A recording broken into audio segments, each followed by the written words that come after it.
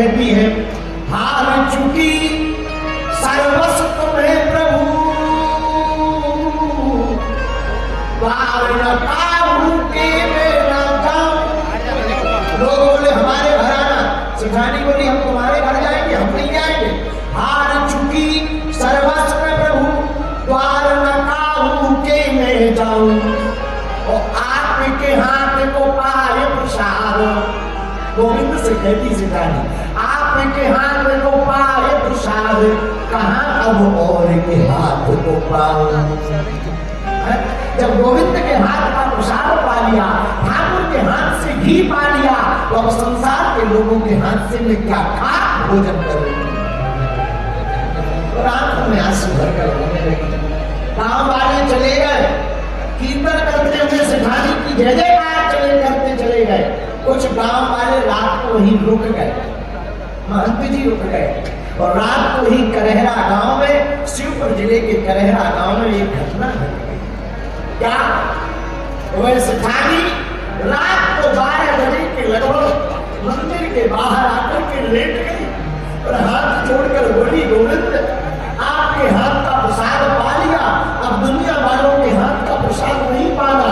और फूट फूट कर रोने लगी। भैया तब तक ठाकुर जी ने लीला की, जोर से धड़ाम से आवाज हुई और दरवाजा खुल गया मंदिर का। एक बिजली सी कौंधी और सिठानी देखते ही देखते गोविंद के चरणों में समाहित हो। पुजारी जी चौंक गए, सब गांव वाले चौंक गए। क्या हुआ? देखो देखो, दौड़ो दौड़ो, देखो देखो देखो क्या हुआ। बाल के बाहर ठाकुर जी के चरणों में पड़ी है और प्राण पखेरु उड़ गए। पुजारी जी की आंखों से आंसू आ गए, जैसे मानो इनकी माता जी खत्म हो गई हो। फूट फूट कर पुजारी जी रोने लगे कि धन्य है सिठानी, हम भोग लगाते लगाते मर गए, पर धन्य है तेरी भक्ति। गोविंद तुझे प्रसाद प्रसाद पवाने के लिए कलयुग में भी चोर बन गए। धन्य है तेरी, धन्य है तेरी भक्ति। कलयुग में भी गोविंद, द्वापर में तो चोर बनते सुना था, कलयुग में भी चोर बन गए। मेरे हिंदुवार के पागलों, हम तुम्हें बताना ये चाहते, दुनिया में ठाकुर जी जैसा स्वभाव, भगवान जैसा स्वभाव किसी और का नहीं है। इसलिए मेरे पागलों, अपने गोविंद को छोड़ करके तुम्हें दूसरी जगह चरण पकड़ने की आवश्यकता है।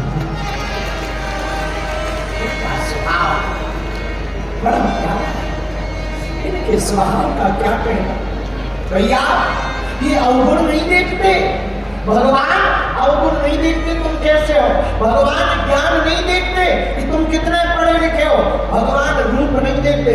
भैया अगर भगवान अवगुण देखते होते तो भैया कंस का और रावण का उद्धार नहीं करते। भगवान अगर ज्ञान देखते होते तो गज हाथी का उद्धार नहीं करते। भगवान अगर रूप देखते होते तो कुब्जा का उद्धार नहीं करते। भैया भगवान का रूप देखते हैं। भगवान अगर जाति देखते होते तो सन्नी के झूठे बेर नहीं खाते। विद्रानी के घर में भगवान अगर बड़ा पद देखते तो वाल्मीकि जी को अपना बनाते।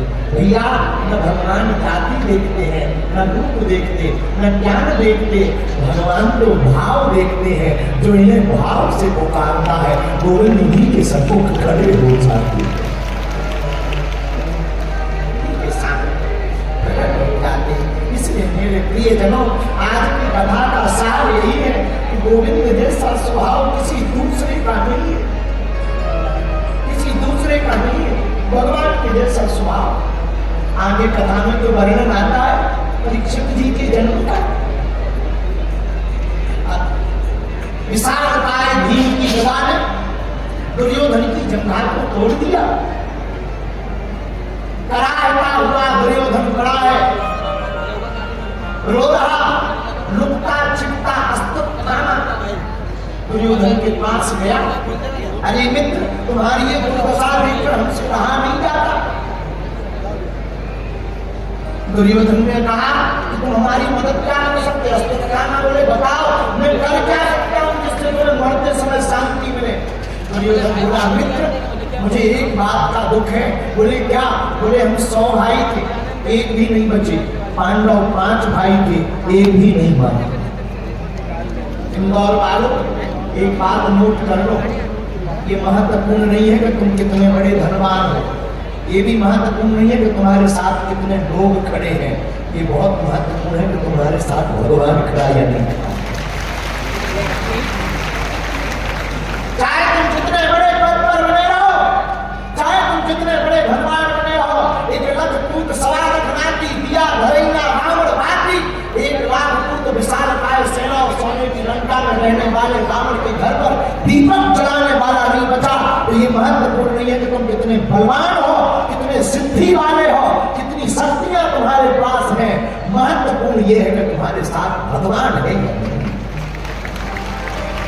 तुम्हारे साथ परमात्मा है या नहीं, तुम्हारे साथ महात्मा है या नहीं।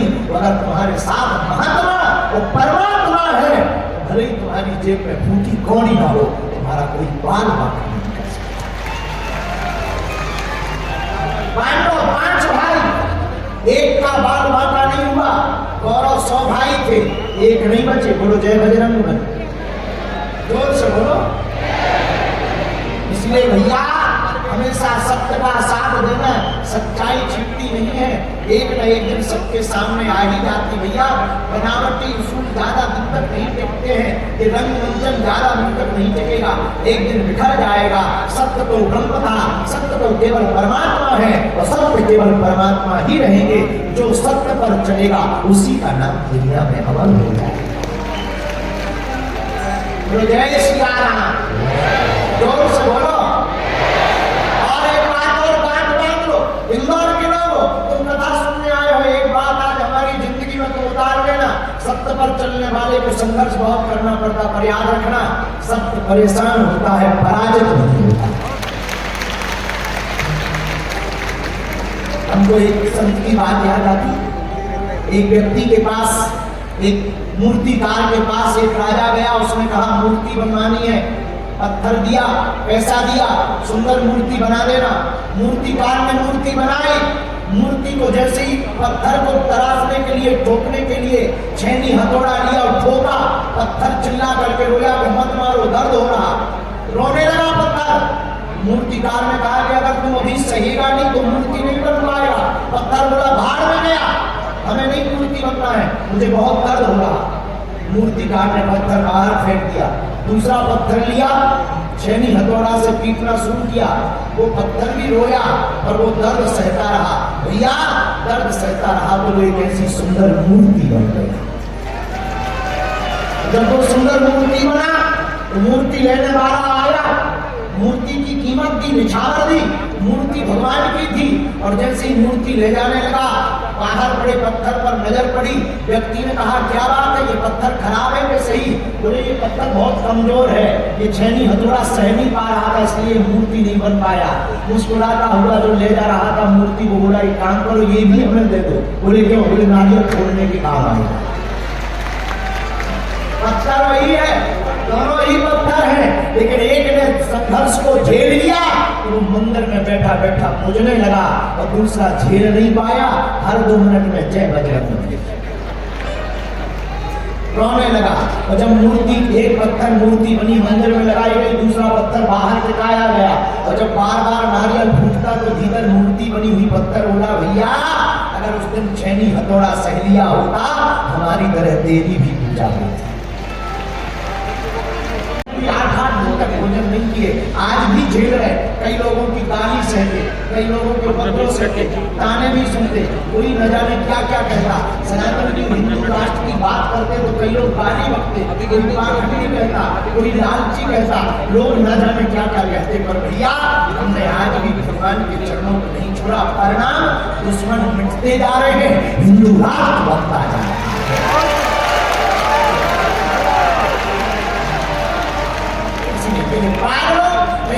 के लोगों आज की बात को बात बता लेना, ठोकर से इंसान महान ठोकर लगती है, महान अश्वत्थामा से दुर्योधन कहता है हमारे 100 भाई थे, एक नहीं बचे। पांडव 5 भाई, एक नहीं मरे। अश्वत्थामा बोला अभी लो, तो थामा गया। उलूकन्यास विधि की, उलूकन्यास विधि का मतलब है रात के समय एक पेड़ पर कौवा सो रहे थे, उल्लू ने हमला कर दिया, कौवा मारे गए। इसका नाम है उलूकन्यास विधि। अश्वत्थामा ने सोचा पांडवों से जीतना तो मुश्किल है, क्योंकि अब कौरव नहीं जीत पाए, हम क्या खाक जीतेंगे, भीष्म पितामह जैसे नहीं जीत पाए, क्या किया जाए। अश्वत्थामा ने रात के समय पांडवों को मारने का विचार किया और रात के समय जब मारने के लिए गया, उस दिन विजय घोषित हो चुकी थी युद्ध की। भगवान कृष्ण पांडवों से बोले, पांडव अर्जुन, आज युद्ध की विजय की रात मिली है, एक काम करो, आज सोने का रात नहीं है, आज तो कहीं चल करके उत्सव मनाते हैं। पांडव उत्सव मनाने चले गए, लेकिन पांडवों जैसे दिखने वाले पांडवों के जो 5 पुत्र थे, वो पांडवों की जगह सो गए। इस कथा से सीख लेना, भगवान जो करता है अच्छे के लिए करता है।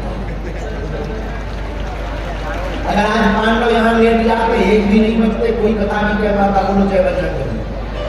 लेकिन भगवान के कहने पर पांडव चले गए, पांडव पुत्र सो गए। अश्वत्थामा ने सोते हुए पांडव पुत्रों पर हमला कर दिया और 5 की गर्दन काट दी।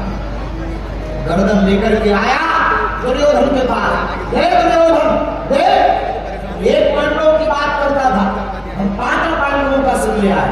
दुर्योधन पहले तो प्रसन्न हुआ, लेकिन जैसे ही नजदीक आकर जब गौर से देखा, चिट्ठा पड़ा दुर्योधन, अरे आप बताइए अश्वत्थामा, ये तूने क्या किया, ये पांडव नहीं है, ये तो पांडव पुत्र है, इनको मारकर तुमने मेरे वंश में पानी देने वाले खत्म कर दिए। और इतना कह के दुर्योधन का प्राण हो गया। अश्वत्थामा ने विचार किया कि पांडव जीवित है, छोड़ेंगे नहीं। जब सोए हुई और प्रातः काल जैसी हुई, सोए होते ही द्रौपदी जी रोने लगी। द्रौपदी की आंखों से आंसू किस बात के चिल्लाने लगी। अर्जुन जी को पता लगा, क्या बात है देवी, क्यों रो रही हो, क्या हो गया है। द्रौपदी जी रोते हुए कहती, महाराज किसी ने हमारे पुत्रों को मार दिया है, किसी ने हमारे पुत्रों को मार डाला है। अर्जुन जी ने जहां इतना सुना, तत्क्षण अर्जुन जी ने प्रतिज्ञा करी, देवी हमारे पुत्रों को मारने वाले का जब तक हम वध नहीं कर लेंगे, तब तक अब अन्न जल ग्रहण नहीं करेंगे। इतना कहकर के अर्जुन जी भगवान कृष्ण के साथ रथ पर बैठे। योग बल के आधार पर भगवान ने बता दिया, माता शिशूनां निधनं सुतानां निसम्म घोरं परितप्यमानः,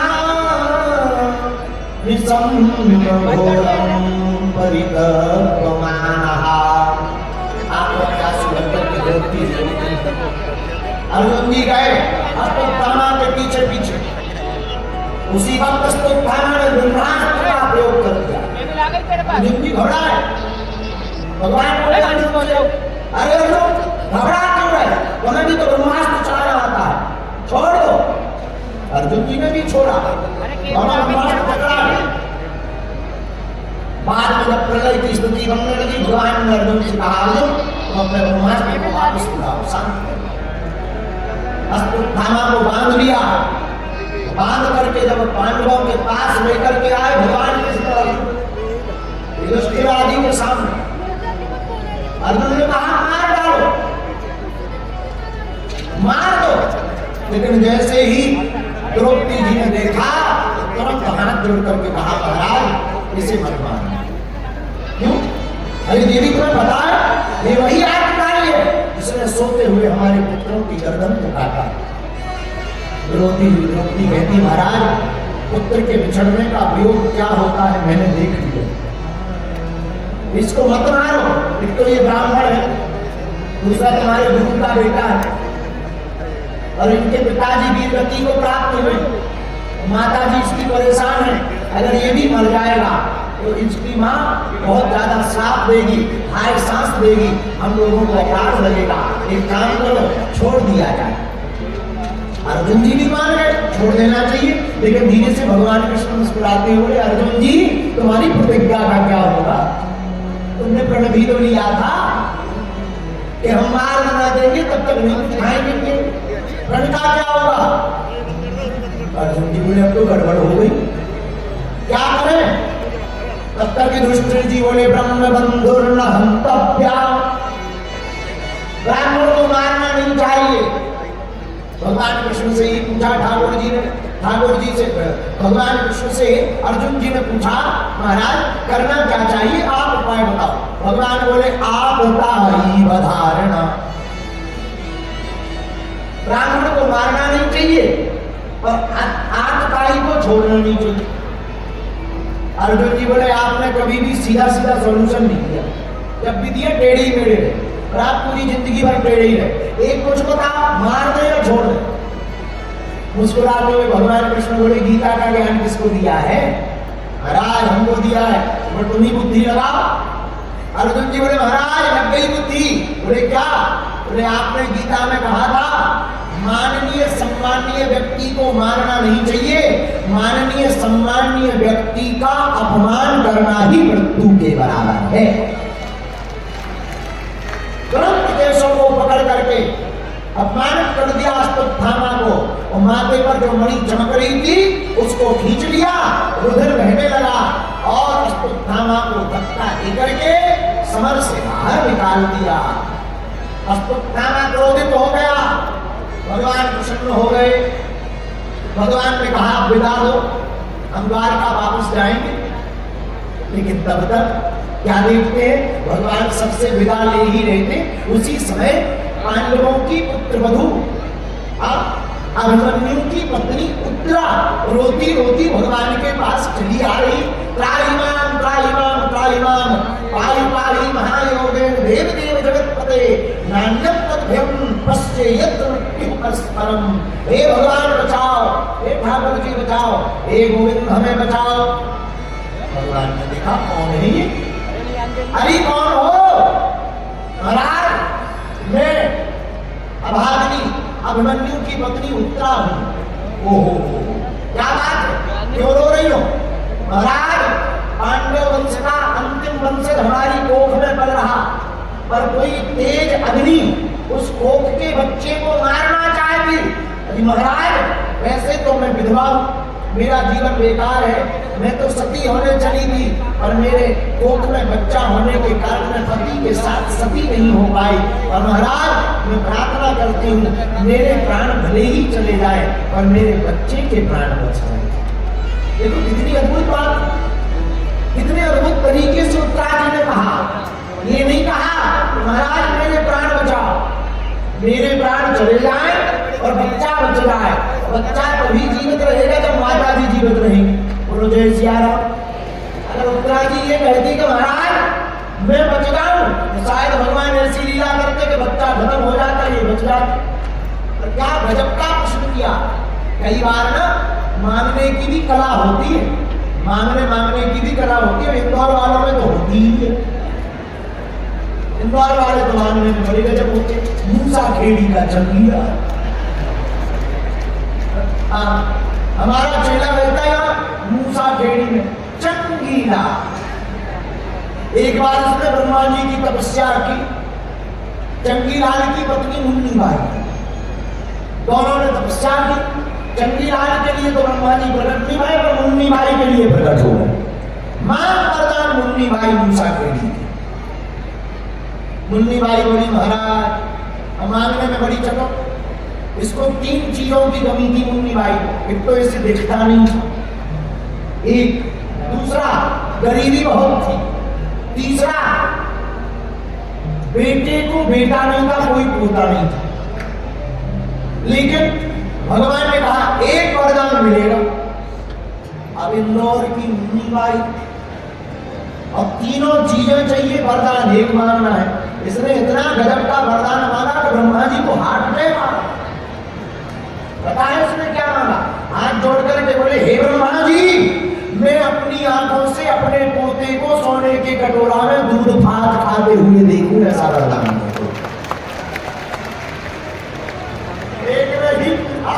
हो गया। और अपनी आंखों से मतलब आंखें चाहिए, सोने के कटोरे में मतलब धनवान बना दो। और पोता है नहीं, पोता को दूध भात खाता हुआ